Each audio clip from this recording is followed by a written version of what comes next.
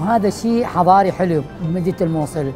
أنا سافرت دول خارج العراق، ما شفت شيء، ما شفت يعني لا بتركيا ولا بالأردن ولا بالسعودية. الخدمة هاي في مدينة الموصل أنا فرحان بها جدا، من ناحية النظافة، من ناحية السرعة، من ناحية الأسعار، ويا ريت تتعمم في جميع المطاعم، وهذا راح يكون مطعمي المفضل في مدينة الموصل.